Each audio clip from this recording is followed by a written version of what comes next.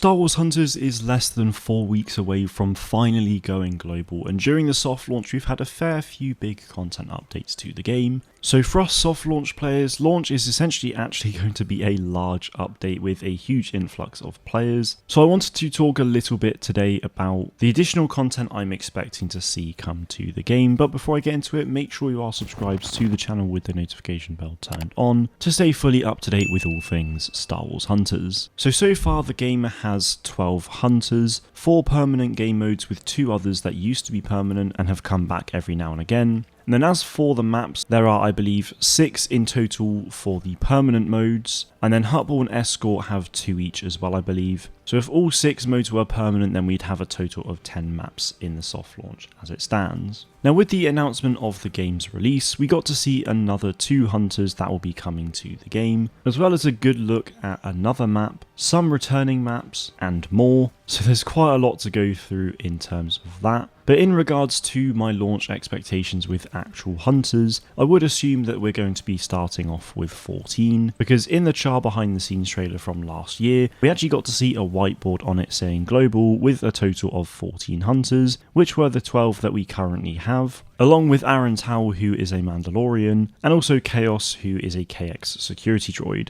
Now this has been my assumption for months ever since the Char behind the scenes trailer released, but I obviously just had no idea when launch was actually happening. Now we've known about Aaron Towell for a very long time, since he was, I think, the 3rd ever hunter we ever saw from this game in that short teaser trailer we got back in 2021. And then Chaos has been a name that we've heard about again since that very trailer. And thanks to the launch trailer, we've now actually had a pretty good look as to what he looks like, so I assume he's going to be properly revealed within the next couple of weeks. So that's my expectations in terms of hunters. And then as for game modes, I honestly don't really expect to see any others. I'm just expecting very much to see Escort and Hunters, which are the 2 modes that aren't permanent at the moment, be reinstated as permanent game modes, along with the other 4 that we do have in the game, which are currently Dynamic Control, Power Control, Trophy Chase, and Squad Brawl. There is also Standard Control as well, which actually got taken out of the game as well, but given we have Power Control and Dynamic Control, I'm not really sure if that will come back as a mode, but we will just have to wait and see. Going over the maps then, we've had a pretty good look at one that I think is codenamed Loren, which I actually released a video on yesterday, so be sure to check that out if you haven't already. So that's a new map that we will absolutely be getting.